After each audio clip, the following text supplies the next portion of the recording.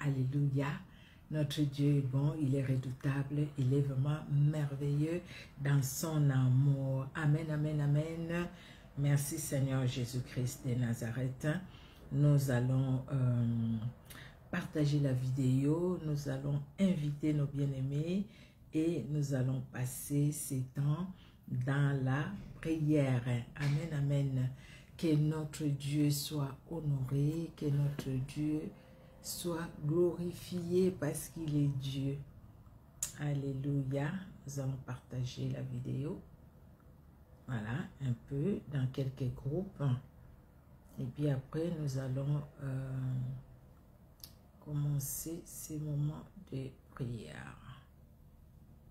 Jésus-Christ est Seigneur, Jésus-Christ est Dieu, Jésus-Christ est vivant, Jésus-Christ est puissant, Jésus-Christ est redoutable. Alléluia. Merci Seigneur Jésus-Christ. Alléluia. Je vais prendre un peu la lumière. Elle n'est pas loin. Voilà. J'essaie d'allumer parce que ça ne fait pas. Et c'est là que je vais regarder de l'autre côté. Comment c'est un peu... Voilà. Je vais prendre ma Bible. Elle n'est pas loin.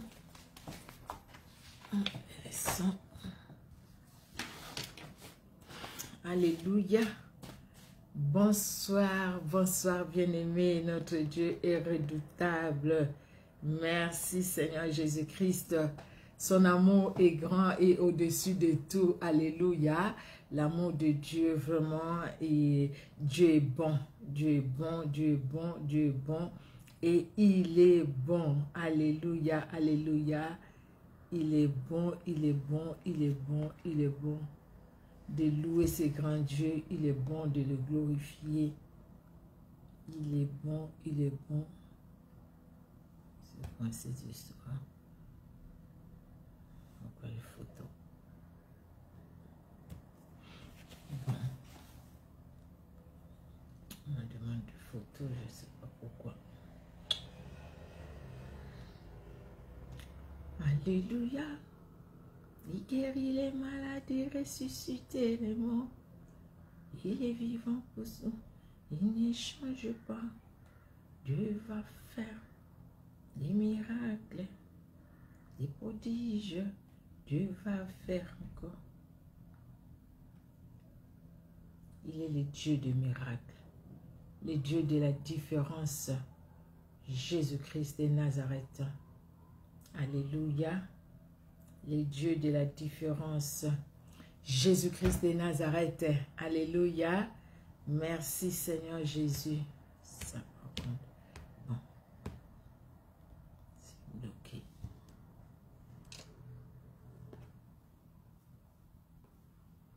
Les maladies ressusciter les morts. Je sais pas.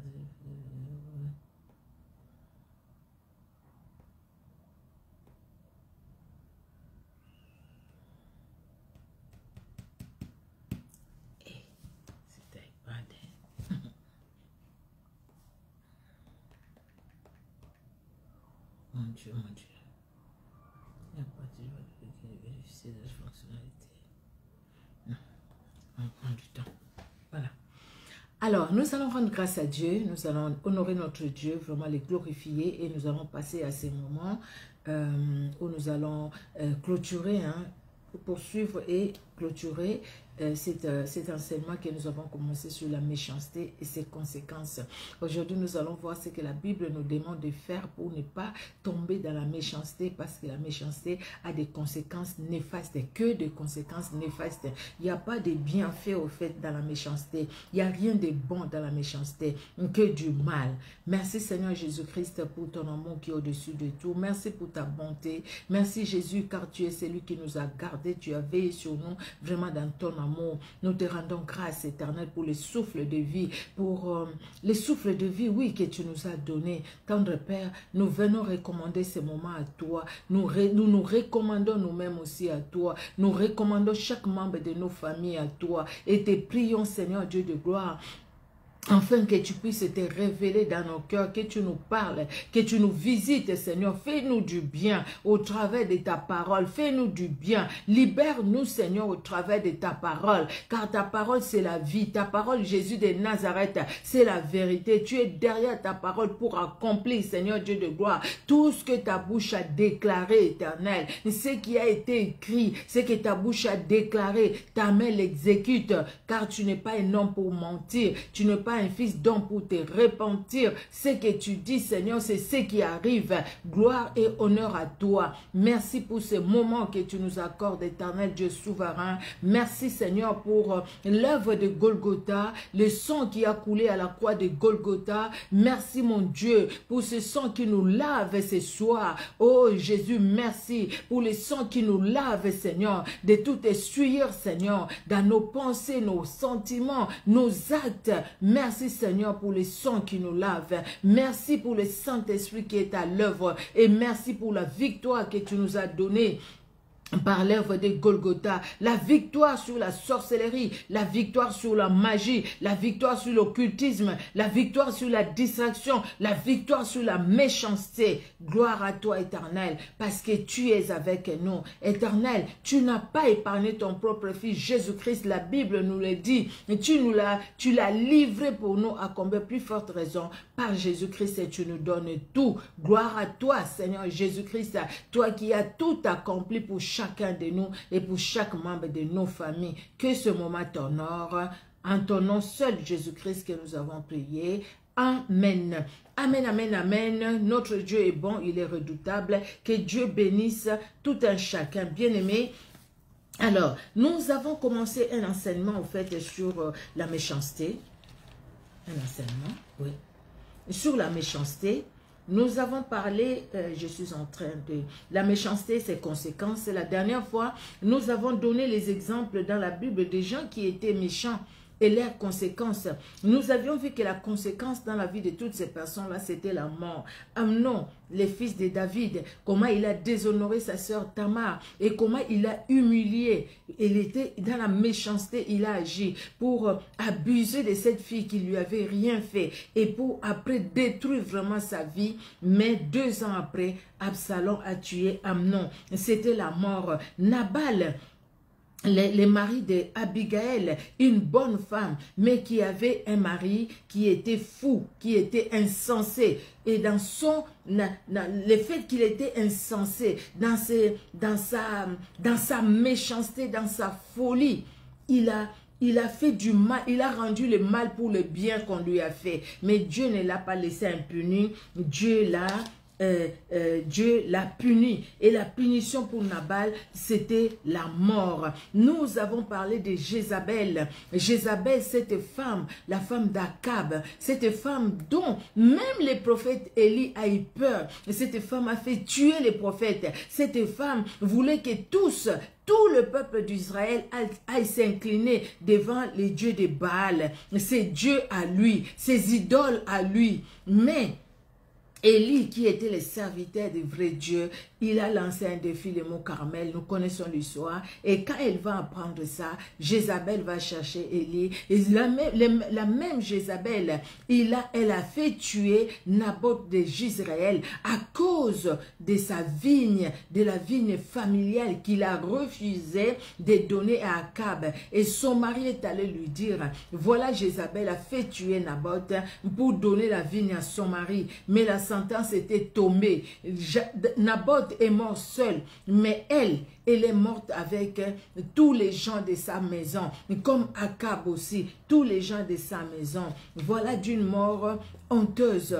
Elle qui était reine, mais elle a été précipitée par les mêmes personnes qui étaient sous ses ordres. Ils l'ont fait précipiter par terre et il est mort. Vous voyez? C'est comme quelqu'un qu'on fait descendre, je ne sais pas, de 40e étage et puis qui tombe par terre, tout. Et quand Jéhu va envoyer pour qu'on aille les prendre pour l'enterrer. Il n'y avait plus rien. Les chiens avaient tout mangé parce que Dieu l'avait dit. Il y avait Aman, l'histoire d'Aman et Mardoché, les peuples juifs. Comment Aman haïssait Israël. Comment Aman haïssait les peuples juifs. Comment Aman haïssait Mardoché. Comment il voulait que les peuples juifs soient exterminés et que Mardoché, vraiment, que sa vie finisse sur la terre. Mais tout ce qu'il a projeté de faire sur Mardoché, c'est ce qui lui est arrivé. Même les bois qu'il avait préparés pour pendre Mardoché, il a été pendu au même bois parce qu'on ne se moque pas de Dieu. Adoni-Bezek, cet homme qui coupait les mains et les pieds, les doigts et les orteils des gens, de ceux qui étaient des sacrificateurs. Et ces jours-là, Dieu a vengé son peuple. Et lui-même, il s'est vu les mains, les pieds coupés. Et il a dit, Dieu m'a rendu ce que je faisais aux sacrificateurs. Dieu m'a puni à cause de ce que je faisais. Judas Iscariote, qui est allé vendre Jésus-Christ par méchanceté. Par méchanceté, il est allé vendre Jésus-Christ. Il a laissé que le diable puisse entrer vraiment dans son cœur et détruire la vie d'un innocent. Mais il a payé lui-même. Il est allé se donner la mort. Nous avions donné des versets bibliques. Hein. Il y a Hérodias, cette dame qui a demandé la tête de Jean-Baptiste sur le plateau par sa fille. À cause de ce que Jean-Baptiste l'a empêché de commettre un péché. Le fait d'aller habiter avec les frères à son mari qui était décédé. Vous voyez, vous qui vivez encore dans ces coutumes, Jean-Baptiste l'a interdit à Hérodias et à Hérode. Hein. Vous qui vivez encore dans ces coutumes, un serviteur de Dieu, ta femme meurt et puis on t'impose, on te dit, écoutez, c'est la coutume, il faut prendre la petite soeur de la femme. Tu l'as fait, je connais les serviteurs de Dieu qui ont fait ça. Ça fait des années, ils ont fait ça. Peut-être ils sont bien aussi dans leur mariage. Mais je pense que déjà à l'époque de Jean-Baptiste, c'est le Nouveau Testament, hein, Jean-Baptiste va interdire ça et voilà que ça va lui coûter vraiment la vie et la tête sur le plateau. Cette femme qui a fait participer à sa fille le meurtre qu'elle a commis. Oui, le meurtre qu'elle a commis, cette dame. Nous avons donné les exemples des gens dans la méchanceté, comme cette fille, les exemples, vous pouvez voir la vidéo de la dernière fois, vous allez voir comment les gens dans la méchanceté peuvent vraiment agir. Et l'exemple de cette émission que moi j'avais suivi, je l'ai donné aussi dans cette émission-là. Mais bien aimés dans le Seigneur, nous pouvons nous poser la question si qu'en est-il de toi? Qu'en est-il de moi? Regardons nos cœurs, comment vivons-nous? Regardons nos actes, comment agissons-nous? Regardons nos pensées. Qu'est-ce que nous entretenons comme pensée à nous? Des pensées, vouloir le bien des autres. Les pensées,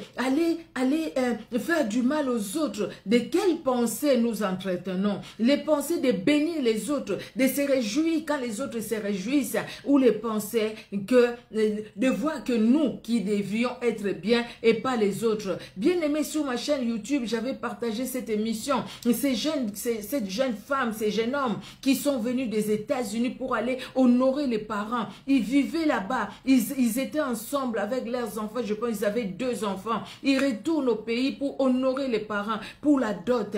Mais cette dame n'est pas retournée. Elle est morte pendant les mariages. Combien qui sont morts pendant les mariages? Vous avez suivi des témoignages comme ça. Ça, c'est la méchanceté. La méchanceté. Amen. Que Dieu te bénisse, ma soeur Christine Abba. Que Dieu te bénisse.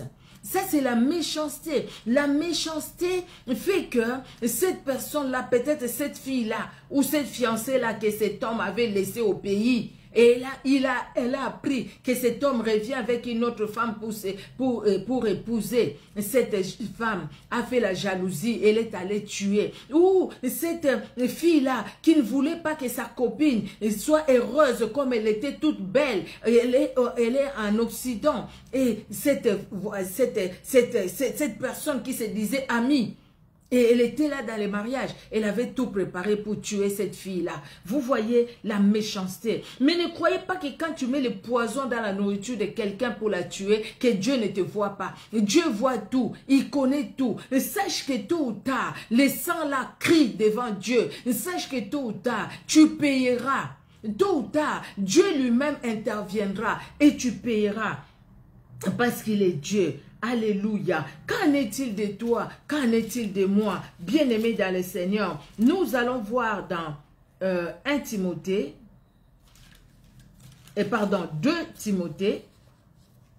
2 Timothée 3, de 1 à 3.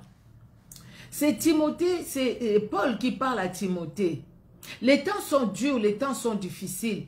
Mais dans ces temps difficiles, comment devons-nous nous comporter? Il y a des gens qui deviennent de plus en plus méchants à cause des temps difficiles.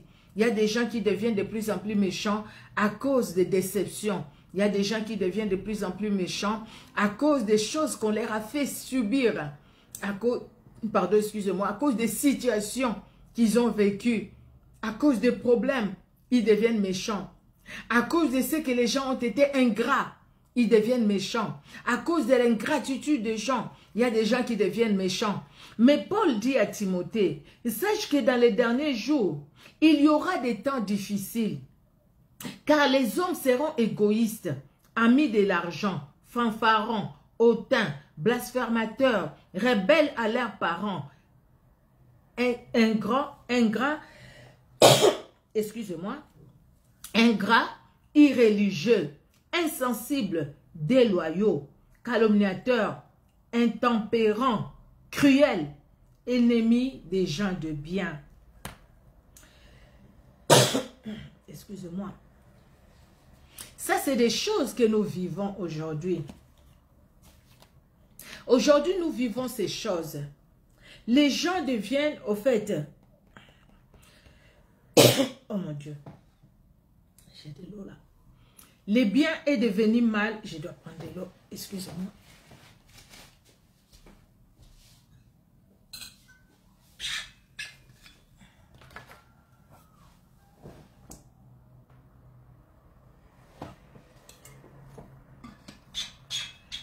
Ma bouteille que j'amène au travail avec de l'eau. Alors, les gens appellent bien mal. Vous voyez, hein? Aujourd'hui, quelqu'un qui fait du bien, les gens applaudissent. Mais quand tu fais, qui fait le mal, pardon, les gens applaudissent. Mais quand tu fais le bien, les gens ne vont pas t'applaudir. Les gens ne vont pas t'applaudir parce que tu fais du bien. Vous voyez, quand vous faites du bien et quand vous faites du mal, les gens vous applaudissent. Quand vous faites du bien, les gens vous haïssent. Mais pourtant, vous êtes en train de faire du bien. Mais les gens vous haïssent à cause du bien que vous êtes en train de faire. Vous voyez, bien-aimés dans le Seigneur, vous voyez tout ça. Hein? Nous le disons aujourd'hui, hein? Nous le disons, nous le voyons. Les gens qui font même des émissions de foi, ils font des émissions, dans les émissions où, regardez, ceux qui font des émissions de rando, comme on le dit au Congo, des polémiques, des gens qui cherchent des querelles, qui font des émissions que pour dire, vous voyez, tel a porté l'habit rouge, l'autre l'a porté noir. Ce sont ces gens-là qui sont vraiment applaudis. Mais les gens qui viennent avec les messages de Dieu, tels que nous venons là, non, les gens ne vont pas nous suivre. Vous voyez? Parce que ce qui est bien pour eux, au fait, c'est le fait qu'ils aillent, au fait, faire du mal. C'est le fait que le mal est appelé bien et le bien est appelé mal. Excusez-moi, j'arrivais pas à ouvrir mon iPad. C'est là où j'ai mon compte principal au fait pour permettre de partager. J'arrivais pas. Il me demandait beaucoup de choses et puis bon, écoutez. Mais maintenant là, c'est bon, je suis arrivée. J'ai laissé reposer, je suis arrivée. Donc voilà. J'ai mes limites là. Voilà. Alors, bien-aimés dans les Seigneurs, les derniers temps, c'est les temps où nous sommes aujourd'hui. Nous voyons comment les choses se passent sur cette terre. Et nous voyons que la seconde venue de Jésus-Christ n'est pas loin, n'est-ce pas? Jésus-Christ revient bientôt. Donc faisons attention. Le cœur de l'homme est mauvais par-dessus tout, qui peut le connaître. Le cœur de l'homme est tortueux, le cœur de l'homme est mauvais. La méchanceté dans le cœur de l'homme. Vous savez, pour que la méchanceté quitte, nous avons un seul nom, une seule personne. qui peut ôter la méchanceté, pour donner la paix et la joie que le monde ne peut pas donner. Et cette personne-là, c'est Jésus-Christ de Nazareth. En dehors de lui, il n'y a point d'autre. Il n'y a que Jésus-Christ de Nazareth. Vous voyez, bien aimé dans le Seigneur, cette personne-là, c'est Jésus-Christ de Nazareth. Il n'y en a pas d'autre. Alors, la méchanceté, nous la ressentons malheureusement aujourd'hui même dans l'église. Nous voyons ce qui se passe devant la chair. Telle personne, tel pasteur donne les messages pour l'autre là-bas. L'autre, l'un aussi donne pour l'autre, et ainsi de suite. On voit la méchanceté dans leurs propos. Il n'y a pas l'amour. Ils veulent se montrer. Qu'est-ce qu'ils croient? Qu'est-ce qu'elle croit? Même devant la chair. C'est vraiment une honte pour les enfants de Dieu que nous sommes. C'est une honte. Nous allons voir, bien aimés, la Bible nous dit, chacun récoltera ce qu'il aura sémé. Qu'est-ce que tu es en train de s'aimer dans ta vie? Tu sèmes l'amour, tu récolteras l'amour. Tu sèmes la prière, bien-aimé, tu récolteras l'exaucement. Tu sèmes le pardon, tu récolteras l'amour. Tu sèmes, bien-aimé, un bon cœur, tu récolteras aussi un bon cœur. Il y a des gens aujourd'hui sur cette terre qui sont en train de vivre de bonnes choses. Ce n'est pas parce qu'eux-mêmes, ils ont été bons, je ne sais pas comment. Mais c'est parce que quelque part, leurs grands-pères, leurs parents, ils ont sémé ce qui est bien. Et les enfants ont récolté, ou les petits-enfants ont récolté. Les biens ne pourrit pas. Bien aimé, les biens ne pourrit pas. La bonté ne pourrit pas. Dieu est bon. Quand on fait de bonnes choses, ça ne pourrit pas. Mais quand on fait de mauvaises choses, ça va nous pourrir la vie, les mauvaises choses.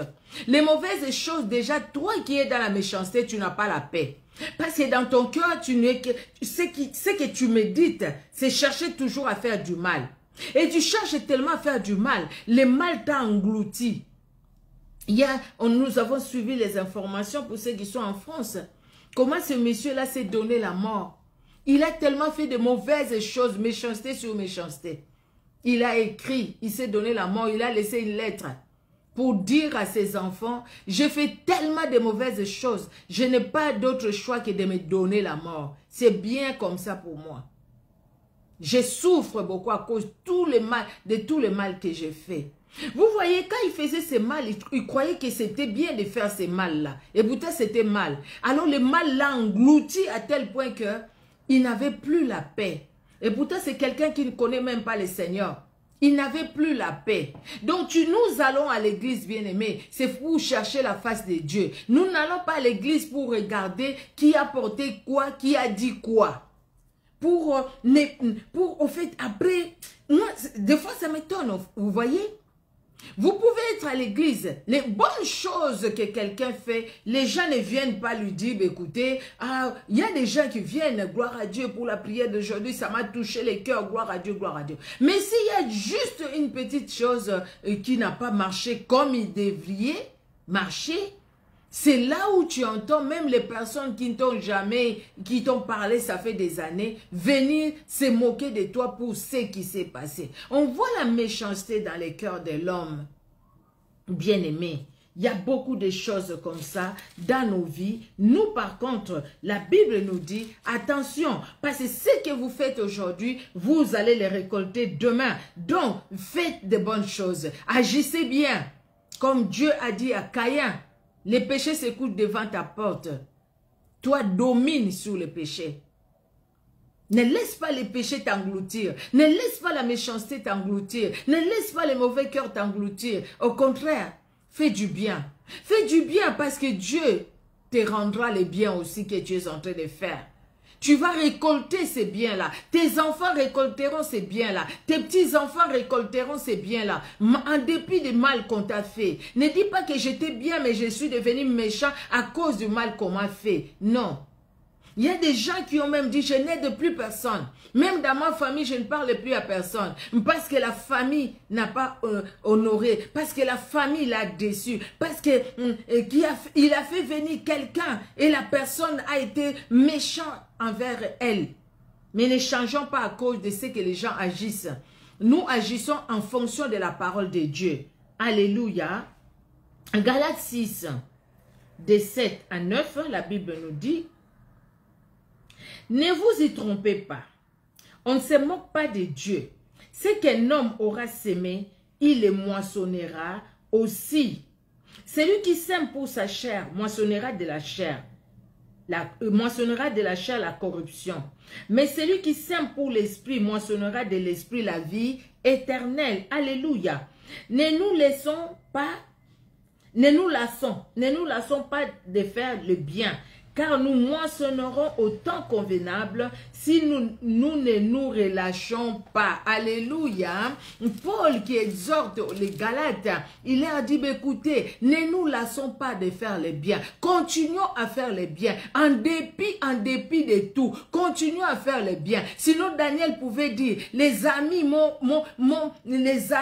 accusé. Les amis ont formé des complots contre moi. Donc, j'agirai méchamment envers ses amis. Au moins, j'étais même dans les fosses aux lions. Si Dieu n'était pas venu m'intervenir, aujourd'hui, je ne serais pas là. Mais aujourd'hui, le fait que tu es là, malgré qu'on t'a jeté dans la fosse aux lions, malgré qu'on t'a on t'a mis des pièges sur la route, malgré, mais tu es là. Tu es dans le Seigneur, mais tu es là. Tu cherches la gloire de Dieu. Gloire au Seigneur. Parce que je suis là. Je ne vais pas continuer à dire toujours, ah, moi, ces gens-là, c'est qui m'ont fait. Heureusement que Dieu est intervenu pour moi. Donc, moi, je les oublie. Oui, c'est vrai, tu vas les oublier. Bien-aimé dans le Seigneur, tu vas les oublier, mais comment, dans quelle attitude dans les cœurs? Généralement, quand nous disons que je les oublie, c'est-à-dire je les efface dans mon cœur, ces gens-là ne comptent plus pour moi. Donc, moi maintenant, ces gens-là, je ne les aime plus aussi parce qu'eux ne m'aiment plus. Ils ne m'aiment pas. Je ne les aime plus parce qu'eux ne m'aiment pas. Bien-aimés, l'amour que nous avons, nous, c'est l'amour de Christ. Donc cet amour-là ne dépend pas de ce que les gens nous donnent ou de ce que les gens ne nous donnent pas. Ne dépend pas de ce que les gens sont reconnaissants ou que les gens sont ingrats. Quelqu'un peut être ingrat, mais moi je resterai toujours à être bon malgré son ingratitude. Vous voyez, bien-aimés dans le Seigneur, ça nous devons vraiment faire très attention. Amen, amen, amen. Nous allons voir, bien-aimés, dans Luc, au chapitre 6, verset 45, la Bible nous dit, c'est de l'abondance du cœur que la bouche. Luc, chapitre 6, verset 45, 6 et 45. L'homme bon tire de bonnes choses du bon trésor de son cœur, et les méchants tirent des mauvaises choses de son mauvais trésor, car c'est de l'abondance du cœur que la bouche parle. Vous voyez que les pensées, les sentiments, c'est un trésor dans nos cœurs. Ce qui se passe dans nos cœurs, c'est un trésor. Bien aimé, le trésor peut être bon. Si le trésor est bon, nous allons tirer de bonnes choses de ce bon trésor. Si le trésor est mauvais, nous allons tirer de mauvaises choses de ces mauvais trésors. Bien aimé dans le Seigneur, qu'est-ce qui se passe dans ton cœur? Qu'est-ce qui se passe dans mon cœur? Qu'est-ce qui se passe dans nos cœurs maintenant que nous écoutons cette parole? Ce qui se passe dans nos cœurs, c'est des choses qui glorifient Dieu ou pas. Vous savez, prenons la parole de Dieu comme miroir. Prends même ces passages bibliques comme miroir. Dis-toi, disons-nous, quel trésor il y a dans mon cœur? Un trésor de paix, un trésor de joie, un bon trésor, où j'aime les autres, où je veux faire du bien autour de moi, où je ne veux pas rendre le mal par le mal qu'on m'a fait, où je ne veux pas passer du temps à calomnier, à me dire sur les autres. Quel trésor dans mon cœur. Maintenant, je pense quoi? Par rapport à la personne qui a mal agi, par rapport à mon frère, à ma soeur dans la famille qui s'est mal comporté envers moi. Je pense quoi dans mon cœur? Je pense à lui rendre le mal qu'il m'a fait. Je pense à lui montrer que moi aussi je peux agir. Ou je pense à dire, je pardonne, Seigneur, donne-moi la force d'aimer cette personne-là qui m'a maltraité. Cette personne-là qui a détruit mon témoignage. Je sais que toi-même, tu vas défendre mon témoignage parce que tu es Dieu. Bien-aimé, l'homme bon tire de bonnes choses du bon trésor de son cœur. Et les méchants, lui, ils tirent aussi des mauvaises choses du mauvais trésor de son cœur. Parce que son cœur est mauvais, foncièrement mauvais. Mais cette personne ne pense que du mal. Vous voyez cette fille qui revient de l'université, qui passe. Malheureusement, elle est passée au mauvais moment. Au mauvais moment, tout simplement. C'était la route qu'elle prenait tous les jours. Mais ces jours-là, c'était les mauvais moments. Il y avait un prédateur sexuel quelque part qui peut-être avait déjà vu que cette fille-là passait à cette heure-là. Ou qui est allé par hasard pour dire celle qui va passer à cette heure, comme il n'y a pas du monde qui passe par là, c'est celle-là qui sera ma victime. Et c'est comme ça que cette jeune fille a été enlevée, séquestrée, violée et tuée. Elle est passée au mauvais moment. Mais cette personne-là, dans sa méchanceté qu'il a fait, parce que cette fille n'a rien fait, rien fait. Elle passe calmement, elle revient de ses cours, de l'université, elle passe calmement. Elle t'a rien fait. Comme l'histoire qu'on raconte aujourd'hui de cette jeune de 15 ans, elle n'a rien fait. Elle passait dans la joie, c'est vrai, elle allait voir son copain, mais écoutez, elle passait, c'est sa vie. C'est sa vie. Elle passait. Mais aujourd'hui, Seigneur, aide-nous. Seigneur, garde-nous, garde-nous, garde nos familles, nos enfants, toutes nos familles, afin que personne ne se retrouve au mauvais endroit, au mauvais moment. Non, nous ne voulons pas tomber, Seigneur Dieu de gloire, entre les mains des prédateurs sexuels, entre les mains comment on les appelle, des tueurs en série ou des gens qui enlèvent entre les mains des meurtriers. Nous ne voulons pas tomber, que nos familles aussi ne tombent pas entre les mains de ces gens-là. Éternel, garde-nous. Garde-nous, Seigneur. Garde aussi nos familles, vraiment dans ton amour. Jésus-Christ, que ce soit les jours comme la nuit, nos enfants qui vont à l'école, nos enfants qui vont à l'université, garde et protège, Éternel Dieu de gloire. Au nom puissant de Jésus-Christ de Nazareth, car le cœur de l'homme est mauvais, car la méchanceté agit. Et ces gens-là, quand on suit leur histoire, c'est des gens qui ont vécu ce qu'ils font maintenant. Peut-être ils n'ont pas vécu des tueries, mais qui ont vécu la maltraitance dans leur enfance. Maintenant, ils se révoltent contre ce qui est dans leur cœur, la méchanceté. Ils ont gardé la méchanceté en eux, et maintenant, dans leur méchanceté, ils rendent le mal aux innocents. Ils rendent le mal aux innocents, à ceux qui n'ont rien fait. Des gens qui passent sur la route. Seigneur, garde-nous, préserve nos familles éternelles. Nous en avons besoin, vraiment besoin, Seigneur. Au nom puissant de Jésus-Christ de Nazareth. Le cœur de l'homme est mauvais, bien-aimé dans le Seigneur. Proverbe 4, verset 23. Proverbe 4, verset 23 nous dit. Alors, 4, 23. La Bible nous dit de garder, pardon, je suis allé un peu loin, 4. La Bible nous dit de garder nos cœurs. Proverbe 4, verset 23. Alors, garde ton cœur plus que toute autre chose, car de lui viennent les sources de la vie. Donc, si nous voulons vivre bien, il faudrait que dans nos cœurs, qu'il y ait de bonnes choses. On se réveille le matin avec de bonnes choses, c'est-à-dire chercher la gloire de Dieu, chercher la face de Dieu, prier le Seigneur, nous approcher de Dieu, écouter sa parole. Là, le cœur est bien préparé, le cœur est bon. Mais si le cœur doit se réveiller avec chercher qu'est-ce que je vais faire de cette personne verra, ce que je lui dirai et tout ça, tu vas manquer de sommeil. Tu vas manquer de paix, tu vas manquer de joie et tu ne seras pas bien, tu vas tomber malade. À cause de ce que ton cœur est très mauvais. Vous savez cette parole de Proverbe 4, 23, dans la version Semeur, j'ai pris ça dans la version Semeur, la Bible nous dit, par-dessus tout, veille soigneusement sur ton cœur, car il est à la source de tout ce qui fait ta vie. Alléluia. Je préférais cette version Semeur, Proverbe 4, 23, dans la version Louis II, il est écrit, garde ton cœur plus que toute autre chose, car de lui viennent les sources de la vie. Et la version Semeur, le même passage, la version Semeur nous dit, par-dessus tout, veille soigneusement sur ton cœur, car il est à la source de tout ce qui fait ta vie. Donc, ton cœur est à la source de tout ce qui fait ta vie. Bien-aimé, si nous voulons vivre bien sur cette terre, si nous voulons vivre bien et si nous voulons hériter la vie éternelle avec Jésus-Christ, il ne suffit pas d'aller à l'église. Il ne suffit pas que d'accepter, de dire j'ai accepté Jésus-Christ comme Sauveur et Seigneur. Mais ce qui est important, c'est vivre la parole de Dieu, vivre la vie de Dieu. Or, si on vit la vie de Dieu, on veille sur son cœur. Parce que celui qui ne veille pas sur son cœur ne vit pas la vie de Dieu.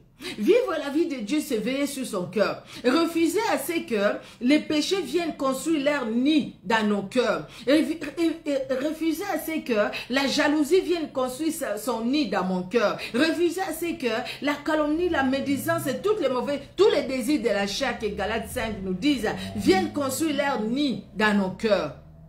Mais au contraire, nous acceptons que la parole de Dieu remplisse nos cœurs et que le Saint-Esprit conduise nos sentiments, conduise nos pensées. Alléluia. Ainsi, nous allons honorer Dieu. Bien-aimés dans le Seigneur, si les cœurs sont mauvais, il y a, dans notre vie spirituelle, il y a une fissure. Cette fissure-là, c'est une porte que l'ennemi va profiter pour entrer. Le diable va entrer. Tu es dans la jalousie, le diable va t'aider à bien jalouser. Tu es dans la médisance, je ne sais pas, les mensonges, le diable va t'aider à bien mentir. Le diable va bien t'aider à mentir. Mais si tu es dans les biens, tu cherches à ce que la parole de Dieu puisse remplir les cœurs, puisse te conduire. Oui, le Saint-Esprit vient nous aider à accomplir, à vivre la parole de Dieu. Or, vivre la parole de Dieu, c'est la joie. Jésus-Christ nous dit qu'il nous donne la paix que le monde ne donne pas. Vous voyez? Ça, le monde ne peut pas donner. Tu peux être dans des difficultés, dans des situations difficiles, mais dans la paix. Pourquoi? Parce que c'est la paix que Christ nous donne. La paix que le monde ne peut pas nous donner. La paix que seul Jésus-Christ de Nazareth nous donne, bien-aimés dans le Seigneur. Vous voyez? Veille soigneusement sur ton cœur. Veillons soigneusement sur nos cœurs, car nos cœurs à nous, les cœurs, il est à la source de tout ce qui fait notre vie. Alléluia. Soit on vit bien, ou on ne vit pas bien. Si on vit bien, on loue Dieu. Si on ne vit pas bien, bien aimé, il y a le ciel, il y a aussi l'enfer. Jésus-Christ dira, Matthieu 7, éloigne-toi de moi. Je ne t'ai jamais connu, toi qui commettais l'iniquité. Le fait d'aller à l'église ne fait pas de quelqu'un un racheté, une sauvée ou un sauvé. Le fait d'aller à l'église ne fait pas de quelqu'un, ne donne pas la vie éternelle à quelqu'un. Mais le fait de vivre, d'accepter Jésus-Christ comme Sauveur et Seigneur et de vivre la vie de Christ, c'est ce qui va nous donner. C'est notre clé pour le ciel. Ce n'est pas le ticket qu'un monsieur là, je ne sais pas de quel pays, vendait les tickets pour le ciel et les gens achetaient les tickets à 500 $. Non, aucun ticket ne va nous donner l'accès au ciel. Ce qui va nous donner l'accès au ciel, c'est Jésus-Christ. Oh, Jésus-Christ, il doit demeurer en nous. Il doit vivre en nous. Par le Saint-Esprit, n'est pas l'attrister, vivre à nous. Même si nous sommes tombés, il nous donne la force de nous relever. Il vient nous relever parce que le Saint-Esprit est là. Alléluia. Bien-aimés dans le Seigneur. Mais que faire pour éviter la méchanceté? Nous sommes tellement dans un monde méchant. Nous sommes tellement dans un monde où les gens sont méchants. Nous voyons la méchanceté partout. Sur la route où nous passons, nous voyons la méchanceté. La méchanceté, elle est là. Les cœurs de l'homme. Vous savez, vous pouvez suivre tout ce que j'ai donné sur la méchanceté. J'ai donné l'exemple. C'est une émission que je suis. C'est une émission chrétienne. Je vous ai dit ça. Bien-aimés, quand j'entends les gens qui passent, qui racontent les choses, je dis mon Dieu, comment est-ce que les gens peuvent être méchants jusqu'à ce point-là? Mais c'est des choses qui existent. Malheureusement, c'est des choses qui existent. Regardez, ce monsieur qui avait sa femme est morte, qui lui laisse avec 2 enfants, un garçon et une fille. Ils étaient tout petits. Ce monsieur-là décide d'épouser une autre femme. Il a épousé une femme, mais malheureusement, cet homme, peut-être je pense qu'il était fâché envers la famille de sa femme, mais la vie ne nous appartient pas. Donc du coup, il ne voulait pas que les enfants voient la famille de leur maman. Ces enfants ne connaissent pas la famille de leur maman. La famille qu'ils connaissent, c'est la famille de la maman, de la marâtre qui est à la maison. Mais il se fait que quelques années après, le papa meurt. Quand le papa meurt, cette femme qui est à la maison, la marâtre, n'a pas eu la chance ou la grâce d'avoir les enfants avec ces messieurs. Donc, il n'y a que les 2 enfants de monsieur. Mais cette femme a fait venir son petit frère qui vivait là-bas avec eux. Un jour, elle, avec son petit frère, ils se sont dit, mais cette richesse, c'est bien, mais c'est pour ses enfants. Le papa, il a fait le testament, les biens, c'est pour les enfants. Mais on ne va pas leur laisser prendre quoi que ce soit. Alors pour ça, ils ont monté un coup. Ils ont monté un coup pendant qu'ils dormaient à minuit. Minuit, il y a des gens qui sont venus rentrer dans la maison. Les gens sont venus rentrer dans la maison avec des cagoules. Ils entrent dans la maison, ils prennent la dame là, ils les mettent au coin. Allez, toi, là-bas au coin.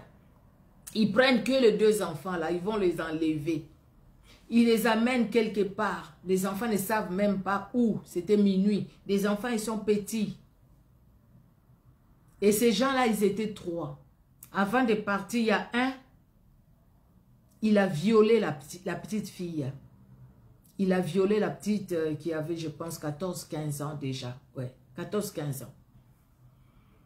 Et il s'est fait que cette fille-là, c'était vraiment sa période, c'est une fille, hein, vous voyez, à cet âge-là, elle avait déjà, elle commence à devenir une femme. Et cette fille-là va remarquer plus tard que cette personne-là qui l'a violée, le même jour, la fille était tombée enceinte. Vous comprenez? Et là où on les laisse, là où on les jette, ils ne connaissent personne. Qu'est-ce qu'ils vont faire? Comment sortir de là où on les a laissés? Dans une forêt quelque part. Comment sortir? Ils ne connaissent même pas les quartiers. Mais dans quel quartier on est? Ils sont allés loin, on les a amenés loin. Et la personne là lui dit, écoutez, tel que vous êtes sorti de cette maison-là, ne rentrez plus. Parce que si vous retournez là-bas, vous allez mourir. Choisissez entre la mort, allez là où vous voulez, mais ne retournez pas là-bas. Les enfants, ils ont eu peur. Son petit frère, je ne sais pas, peut-être il avait 10, 11 ans ou 12 ans. Et elle n'a pas donné l'âge, en fait.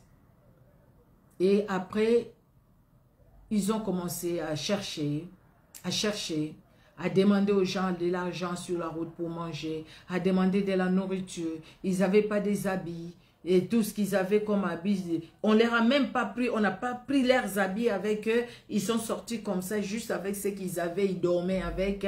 Donc, ces enfants, au final, ils vont se retrouver quelque part. Ah, c'est une ville, ils vont expliquer aux gens qu'ils voyaient les gens qui étaient de bon cœur, ils leur donnaient quelque chose et tout ça. C'est la fille qui allait, qui demandait, et puis qui venait, qui préparait pour son petit frère. Il mangeait, il dormait dehors, ils n'avaient pas où dormir. Et un jour, le petit frère tombe malade, la fille n'a pas l'argent. Et elle va demander de l'argent pour venir soigner son petit frère. Le petit frère meurt. Le petit frère meurt, il ne sait même pas, il ne savait pas quoi faire. Il ne sait même pas qui a enterré ce petit frère-là, où on l'a mis, il ne sait même pas. On l'a jeté quelque part. Parce qu'il devait enlever, parce qu'il pourrissait. Il n'y avait rien, elle n'avait pas l'argent. Et cette fille-là se retrouve dans la rue. Dans la rue, elle allait comme ça, elle allait avec le groupe des autres filles qui sont dans la rue. Elle allait comme ça. Et un jour, il y a une fille dans son salon qui les remarque. Et puis il dit, mais quand je vois les autres filles là, je vois vraiment que c'est des filles de la rue. Mais il y a une là, quand je la vois, je ne sais pas, je sens dans mon cœur que non, il faudrait que je m'approche, que cette fille, que je puisse l'approcher. Elle va appeler la fille. Et puis elle a commencé à parler avec la fille et tout ça. Elle dit à la fille, pourquoi tu es dehors? La fille va lui expliquer. Elle dit, c'est vrai ce que tu me dis? Elle me dit, oui, c'est vrai et tout ça, tout ça. Et puis, entre-temps, elle avait accouché dans la rue toujours, dans la rue. Mais elle a gardé les bébés dans la rue. Elle a gardé les bébés. Et puis la fille, elle a expliqué. Elle a expliqué sa situation à cette dame qui avait le salon. La dame dit, bon, écoutez, au lieu de rester dans la rue, je ne sais pas, mais je sens vraiment que je peux t'aider. Tu peux venir au salon avec moi de temps en temps, tu fais des petits, donc ne fût-ce que balayer et tout ça, et puis je vais te donner quelque chose. Et c'est ce que la fille faisait. Elle aidait, surtout à cause des petits, des gamins. Alors, après la fille dit, écoutez, au lieu de dormir dehors avec un enfant, tu peux venir chez moi. La fille l'a pris chez elle. Mais elle a eu peur aussi. Elle dit, bah, écoutez, je ne sais même pas pourquoi on l'a chassée de la maison et tout ça, tout ça. Et puis elle a demandé l'adresse là où elle habitait. La fille lui a donné l'adresse. Cette dame, la jeune dame, elle est jeune. Elle a fait des recherches elle-même. Elle a vu l'endroit où la fille habitait. Elle a vu même la marâtre, parce que la fille lui a donné les noms. Elle a vu même la marâtre. Et puis la fille fait, elle dit, écoutez, elle a fait connaissance avec cette dame-là, comme elle est couturière. Elle dit comme ça, elle dit, écoutez, ah, j'aime beaucoup les modèles que tu as portés. Tu peux m'envoyer ça et tout ça, tout ça. Elle dit, mais comment tu peux me prendre en photo? Elle dit, non, mon appareil, ça ne marche pas bien. Mais écoutez, je te donne mon numéro, donne-moi ton numéro. C'est comme ça, ils se sont échangés. Quand ils se sont échangés, un jour, cette fille-là, la couturière, elle lui raconte l'histoire, en fait, l'histoire que les filles ont vécue. Mais c'est comme si c'est elle qui a vécu ça. Elle raconte l'histoire. Et la dame l'a dit, oui, moi aussi, j'avais les enfants que mon mari a laissés, mais les enfants, là, un jour, la nuit aussi, il y a des... On les appelle les koulouna chez nous. Comment je peux les appeler ici? Je ne sais même pas en français comment je vais les appeler. Des gens qui font du mal au fait, qui vont tuer les autres. Voilà, si je peux dire ainsi. Et puis, qui sont rentrés dans la maison, qui les ont enlevés. Je ne sais même pas là où ils sont. Et puis, la fille dit, ah, mais qu'est-ce que vous avez fait? Vous les avez cherchés. Et la dame qui dit, oh, bon, on a essayé de chercher. Et puis, après, moi, je ne sais pas. Là, peut-être qu'on les a même tués. Ils sont déjà morts et tout ça. Et puis, la dame a décidé maintenant de passer dans l'émission pour qu'on aide cette fille-là à récupérer les biens de son père. Et elle vient à l'émission, donc du coup, la fille a tout fait pour avoir aussi les numéros, je ne sais pas comment ils ont dit, c'est leur secret, les numéros du petit frère de cette dame. Et il est passé à l'émission, dès qu'il rentre à l'émission, et puis la fille là, on l'avait cachée et on l'a fait sortir. Dès qu'il a vu la fille là, elle était la fille, l'orpheline. Dès que ces jeunes hommes voient l'orpheline, les jeunes hommes étaient mal à l'aise. Alors les journalistes et les prophètes là lui disent, mais qu'est-ce qui fait que depuis que tu as vu cette fille-là, tu es mal à l'aise? Oh non, ça m'étonne, ça m'étonne. Nous, on croyait qu'il était déjà mort. Donc les propos que sa sœur a tenus à cette dame, la couturière. Nous, on croyait qu'ils étaient déjà morts. On ne savait pas. Et tout ça. Pourquoi croire qu'ils sont morts? Ah non, parce qu'on les a enlevés. Et puis après, vous les avez cherchés. On les a cherchés partout. Où? Parce que cette fille est dans la rue. Maintenant, quand on dit, et puis ils ont expliqué les problèmes à ces jeunes hommes, qui disent, ah non, moi je ne connais pas ça, je ne connais pas ça, je ne connais pas ça. Tu ne connais pas ça? Ben écoutez, ce qu'on va faire, nous, on met les moyens, on va faire les tests de paternité de cet enfant. Parce que le violeur de cette fille, c'est lui qui est le papa de cet enfant. On va faire les tests. Ah non, non, non, moi je ne veux pas les tests de paternité. Pourquoi faire? Et puis ils ont dit, ben écoutez, c'est trop tard, parce que les policiers sont là déjà. Toi, tu es aux arrêts. Et ta soeur, on va aller aussi l'arrêter. Vous allez rembourser les biens de cette fille. Parce que le testament, vous l'avez, les testaments que les papas laissés. Oui, si vous avez mis les testaments, ça c'est la police qui va s'en occuper. C'est la justice qui va s'en occuper. Donc dans cette émission-là, ils aident les gens. Vraiment, ils aident les gens comme ça. Des fois, ils ont pris aussi les orphelins qu'ils ont amenés dans leur orphelinat. Parce qu'ils ont aussi un orphelinat. Et donc voilà, l'émission était jusque là. Et puis ils ont dit qu'ils vont nous donner la suite. Nous attendons la suite, je ne sais pas quand. Vous voyez la méchanceté dans le cœur de l'homme. Là où le mauvais cœur peut amener. Je vous ai raconté beaucoup des histoires pendant tout cet enseignement. Beaucoup des histoires. Même cette femme qui va envoyer son cousin, qui embauche son cousin comme sentinelle pour aller abuser de l'enfant du patron, parce que le papa est mort, la maman est morte quand cet enfant était gamin, et cette femme n'a pas eu d'enfant avec ces messieurs. Maintenant les biens, à cause de biens, parce que l'homme est riche, à cause de biens. Alors il faudrait que il dit à son neveu, à son cousin d'abuser de cette fille-là, pour que les tantes de cette fille-là puissent l'abandonner et qu'elle n'ait rien de l'héritage de son père. Mais voilà que les choses se sont sues. Eux, on les a arrêtés aussi directement sur le plateau. On les a arrêtés sur le plateau. Les deux, ils étaient sur le plateau.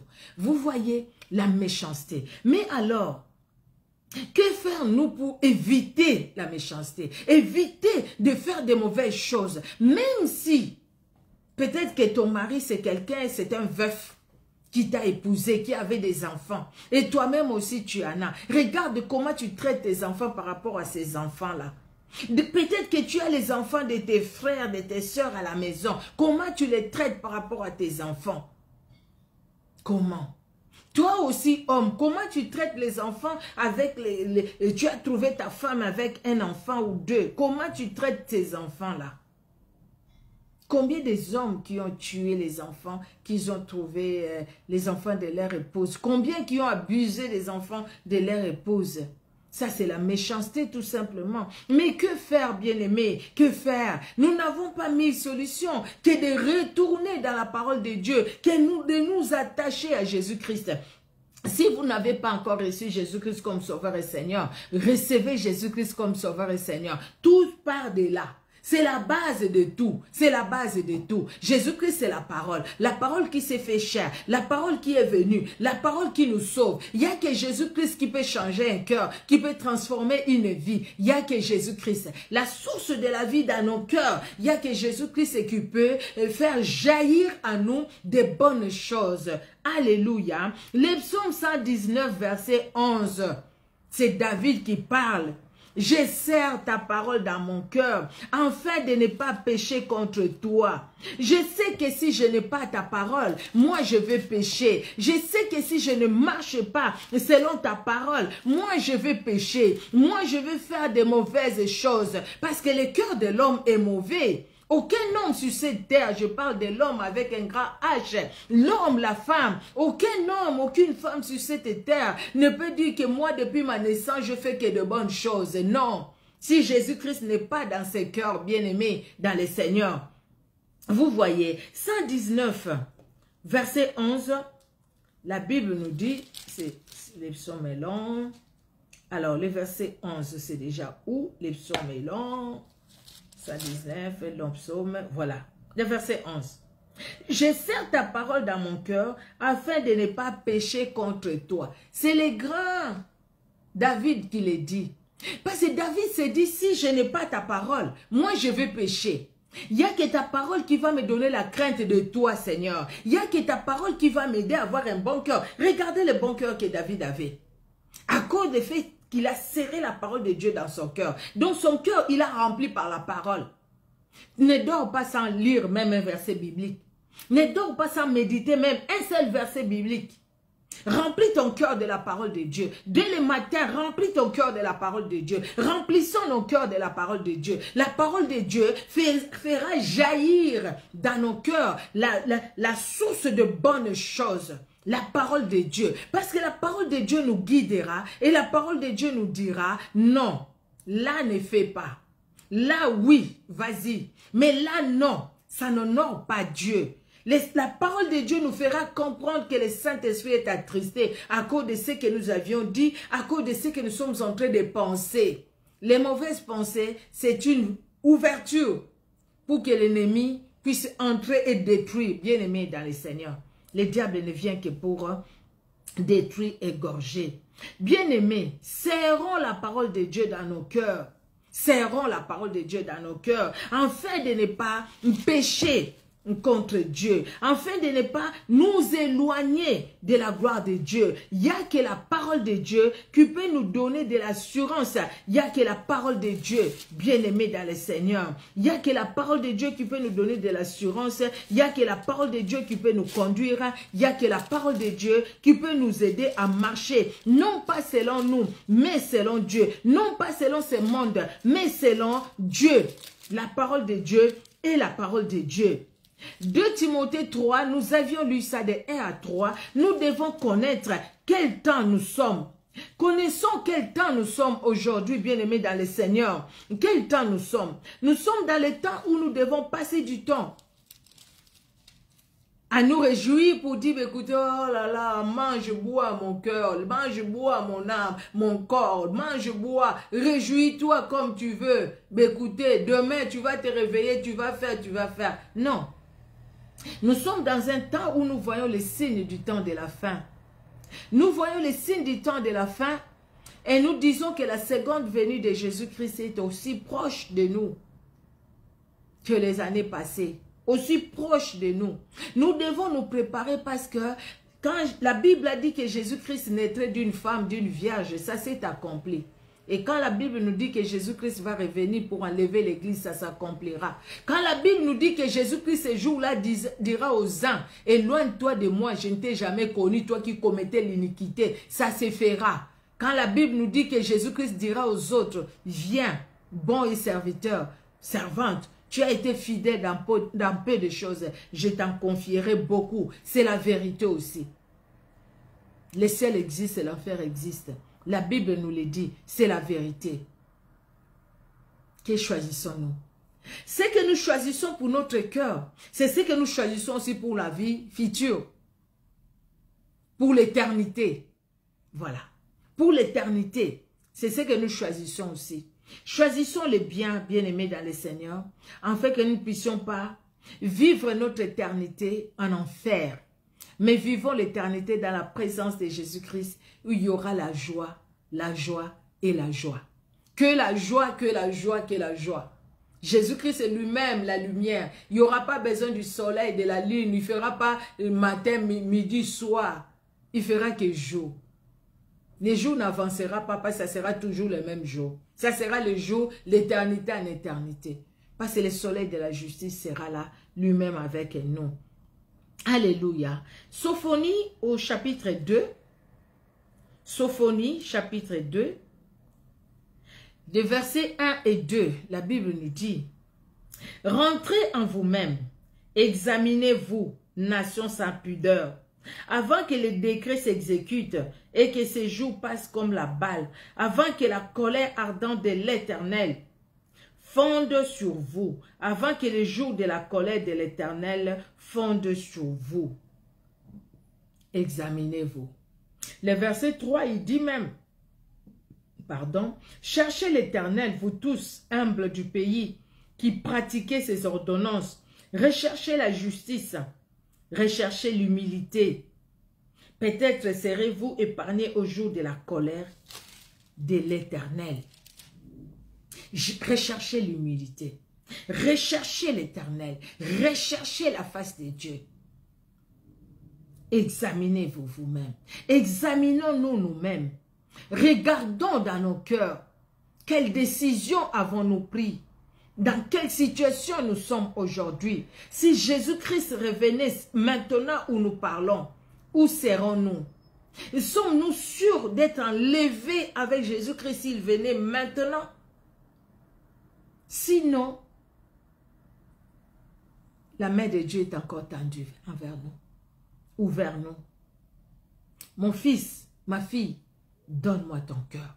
C'est ce que la Bible nous dit, c'est ce que Dieu nous demande. Mon fils, ma fille, ne va pas loin, donne-nous ton cœur, donne-moi ton cœur, donne-moi ton cœur. Je vais te conduire, je vais te diriger, parce que lui, il sait là où nous devons marcher. Et il ne va pas nous conduire sur le chemin de la méchanceté. Il va nous conduire sur le chemin de la bonté, parce qu'il est la bonté qui renouvelle chaque matin. Examinons-nous. Si on s'examine régulièrement, on va voir là où on est tombé et on va se relever. On va dire, écoutez, ce que je faisais là, ou ce que je suis en train de faire, ce n'est pas de bonnes choses. Je me repens devant mon Dieu. J'ai dit à Dieu, Seigneur, pardonne-moi. Pardonne-moi, Seigneur Dieu de gloire, et révèle-toi dans ma vie. Parce que je suis une pécheresse, je suis un pécheur. Je ne vais pas rester dans le péché, mais je vais me repentir. Je vais vivre ta vie, Jésus-Christ. Conduis-moi par le Saint-Esprit. Vous voyez, bien-aimés dans le Seigneur, la Bible nous a dit, dans Galates 6, nous avions lu, chacun moissonnera ce qu'il aura sémé. Nous dire ça, bien-aimés, en s'examinant, nous dire ça, que je vais récolter ce que je suis en train de s'aimer maintenant. Je suis en train de s'aimer quoi? Comme Hérodias, dire à sa fille qui lui dit, qu'est-ce que je vais demander à Hérode? Va demander la tête de Jean-Baptiste sur ces plateaux. Prends les plateaux, sur ces plateaux, la tête de Jean-Baptiste.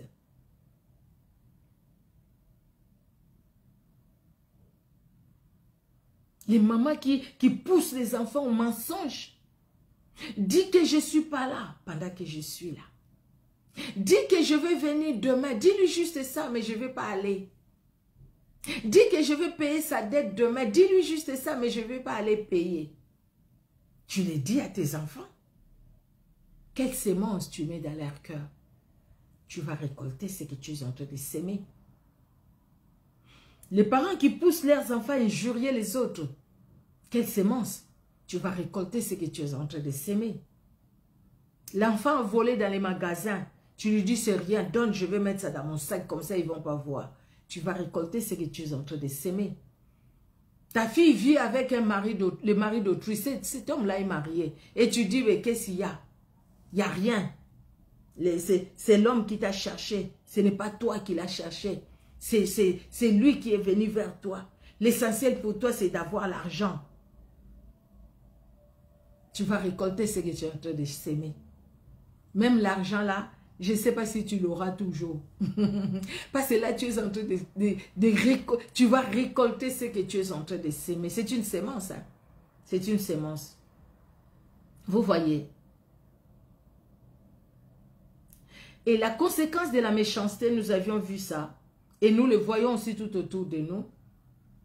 Nous avions vu la conséquence de la méchanceté, c'est la mort. La conséquence de la méchanceté, c'est l'humiliation. Regardez même les gens qui ont accusé Daniel. Hein? On les a jetés dans la fosse aux lions eux-mêmes. Eux-mêmes, on les a jetés dans la fosse aux lions. La conséquence, c'est l'humiliation. Regardez comment Aman a été humilié. Il est allé maintenant supplier Esther. Et c'était au moment où le roi revenait. Il dit, hey, il veut encore menacer la reine. Allez, prenez-les, pendez-les, allez les tuer. Et c'est comme ça, l'autre va dire, mais roi, vous savez quoi? Les bois qu'il a préparés pour pendre Mardochée est là. Et le roi dit, mais pendez-lui sur le même bois. Les bois qu'il a préparés pour pendre Mardochée, pendez-lui sur le même bois. L'humiliation. Ouais. Et ouais. La méchanceté a pour conséquence aussi l'humiliation. La honte. La honte. Tu seras honteux. Tu sais, tu as fait du mal à quelqu'un, mais la personne là te fait du bien. Tu as la honte dans ton cœur. Même si tu ne le dis pas, mais tu as la honte. La perte de la vie, c'est ça la mort, je l'ai déjà dit. Vous voyez, la méchanceté entraîne la mort spirituelle et ça peut aussi entraîner la mort physique, comme Amnon, comme Nabal, comme Aman. La mort physique comme Judas Iscario. La mort physique. Mais la mort spirituelle en premier. Parce que cette personne-là, parce qu'il est dans la méchanceté, il est séparé de la bonté de Dieu. Il est séparé de Dieu. Il est séparé de l'amour de Dieu. Vous voyez. Que Dieu nous garde. Nous allons finir par Proverbe 26, 27. La Bible nous dit, celui qui creuse une fosse, il tombe. Et la pierre revient sur celui qui la roule. Tu as creusé une fosse pour faire tomber quelqu'un à cause de ta méchanceté. Tu vas tomber toi-même dans ces pièges-là. L'exemple de Aman. Tu roules la pierre pour jeter à l'autre. Au lieu de dormir, Dieu nous a donné la nuit pour dormir. Mais les méchants ne dorment pas la nuit. Parce qu'il doit réfléchir comment il va agir dans la méchanceté. Comment il va faire du mal aux autres. Parce que les méchants cherchent qu'à faire du mal aux autres. Par des paroles, par des actes. Ils cherchent à faire du mal aux autres. À blesser les autres. C'est ce que les méchants aiment. Blesser les autres. Il se réjouit. Après, il va dire aux autres, moi, je lui ai parlé. Hein. Moi, s'il blague avec moi. Moi, je vais encore. Moi, d'ailleurs, je peux. Moi, d'ailleurs. Moi, d'ailleurs. Honte à toi. Tu n'as pas honte de parler comme ça? Tu n'as pas honte de parler comme ça? Tu dis, mais écoutez, je vais lui faire du mal. Je vais lui montrer. Je vais lui montrer. Je vais lui montrer. Mais tu as montré, tu as gagné quoi? Tu vas récolter ce que tu es en train de montrer maintenant. Parce que Dieu s'élèvera. Dieu vengera ses enfants. Dieu nous vengera. Dieu vengera ses enfants. Bien-aimés dans le Seigneur, Dieu nous venge. Il nous venge quand il s'élève. Et oh, Dieu nous venge. Dieu nous venge parce qu'il est Dieu. Ah oui, il nous venge. Il a fait non. Il n'a pas vengé les enfants d'Israël quand ils étaient en Égypte. Mais si, il les a vengés.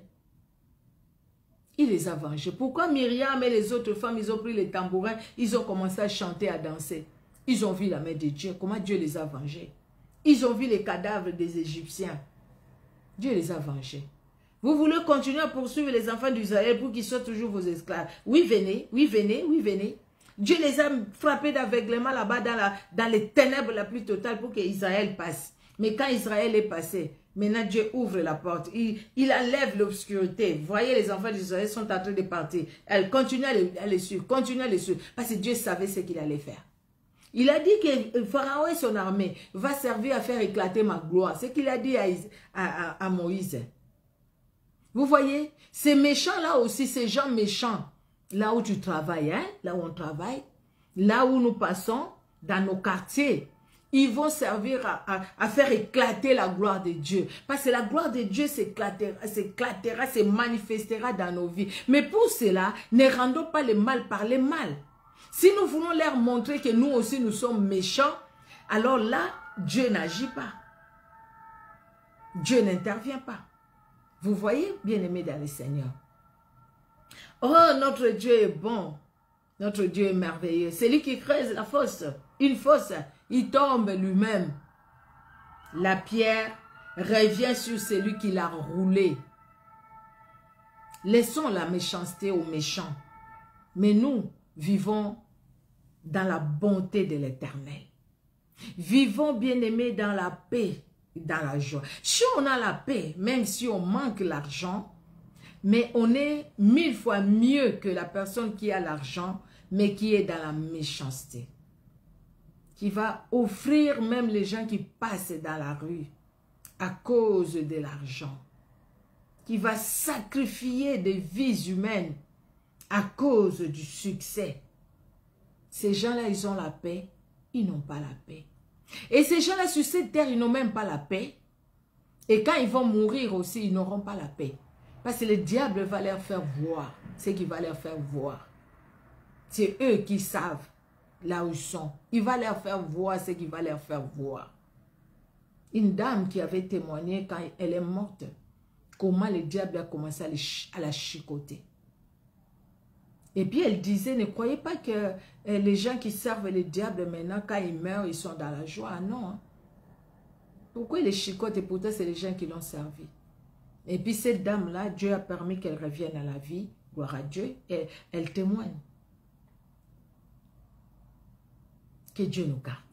Les grands témoignages, c'est vrai, c'est la Bible. La Bible nous dit tout. Vous voyez? La Bible nous dit tout.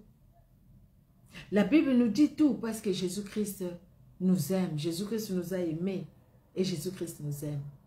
Il ne nous a pas abandonnés. Il nous a donné son amour parce qu'il est amour. Vivons dans cet amour afin que la méchanceté ne s'approche même pas de nous. Et même si ça s'approchait, que ça puisse partir vite. La Bible dit résistez au diable, il fera loin de vous. Résistons à la méchanceté. Parce que la méchanceté n'honore pas Dieu. C'est vraiment opposé, sans s'opposer. La bonté et la méchanceté, c'est vraiment sans s'opposer. Ce n'est pas la même direction, sans s'opposer. Que Dieu dans son amour vous bénisse. Alléluia.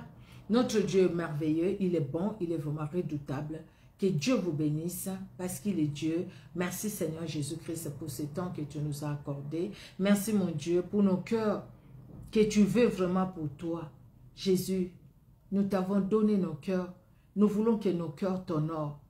Les cœurs qui t'honorent, c'est les cœurs qui aiment les autres. Les cœurs qui t'honorent, c'est les cœurs qui pardonnent. Les cœurs qui honorent, c'est les cœurs bons. Les cœurs qui t'honorent, c'est les cœurs bons. C'est les cœurs qui vivent dans la paix et dans la joie. Et c'est les cœurs qui honorent ta parole. C'est les cœurs qui obéissent à ta parole. C'est les cœurs qui ont la soif de ta parole. C'est les cœurs qui vivent en communion avec le Saint-Esprit. Ces cœurs que nous te demandons. Ces cœurs que nous voulons. Ces cœurs que nous voulons garder. Ces cœurs-là, éternel Dieu de gloire. Merci pour ta fidélité, les saints d'Israël. Merci pour ta fidélité, les rois de gloire. Merci pour ta fidélité, l'incomparable. Tu es Dieu et tu es redoutable, Jésus. Merci, mon Dieu. Aucun Dieu n'est comme toi. Aucun Dieu ne peut s'égaler à toi. Aucun Dieu ne peut se comparer à toi. À toi l'honneur, à toi la gloire. Toi en qui il n'y a aucune ombre de variation. Merci, Seigneur. Jésus-Christ de Nazareth. La prochaine fois, quand tu nous donneras l'opportunité, Seigneur, nous ne manquerons pas, éternel Dieu de gloire, d'ouvrir les Saintes Écritures et de partager ta parole par ta grâce. Au nom de Jésus-Christ, par la puissance du Saint-Esprit. Amen. Amen, amen, amen. Que Dieu, dans son amour, vous bénisse. À un moment, ça bégaye un peu. De l'autre côté, moi, je trouve que ça bégaye un peu. Que Dieu vous bénisse. Ma Willina Pierre-Louis, la servante de l'Éternel, que Dieu te bénisse. Ma Anto Tumba, oh la servante de l'Éternel, sois bénie, demeure vraiment bénie. Alléluia. Ma Amélia Daveika, que Dieu te bénisse. Ma soeur Marilyn Noël, je suis vraiment contente que Dieu te bénisse. Alléluia. Alléluia. Ma soeur Christine Abba, Espé Quadio, que Dieu te bénisse, ma soeur. Demeure vraiment bénie. Je suis très contente vraiment de te voir encore sur ligne. Que Dieu te bénisse. Notre Dieu est merveilleux. Alléluia. Gloire au Seigneur Jésus-Christ de Nazareth. Je ne sais pas si j'ai vu tous les noms là. Je ne sais même pas. Karine Marchand. Merci ma soeur, que Dieu te bénisse. Que Dieu te bénisse. Je sais qui c'est, hein? Tu sais que je sais. Voilà, que Dieu te bénisse. Steph Bonan, que Dieu te bénisse. Notre Dieu est bon. Je ne voyais pas, il y avait Bénédicte Rome, moi, Nabilaka, que Dieu te bénisse. Je ne voyais pas les autres quand ils sont rentrés, mais Dieu est bon, il est merveilleux. Alléluia, alléluia. Je regarde au fait les noms comme ça défile, c'est que moi je vois là. S'il y a un nom que je n'ai pas vu, écoutez, que Dieu vous bénisse. On se donne rendez-vous, bien aimés dans le Seigneur, sur Facebook, lundi prochain, par la grâce de Dieu, 19h, heure de Paris. Vraiment que Dieu vous bénisse.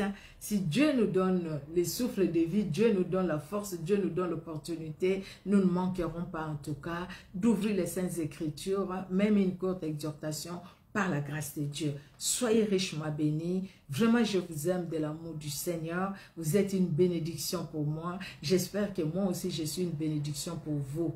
Soyez bénis, richement bénis. Au revoir.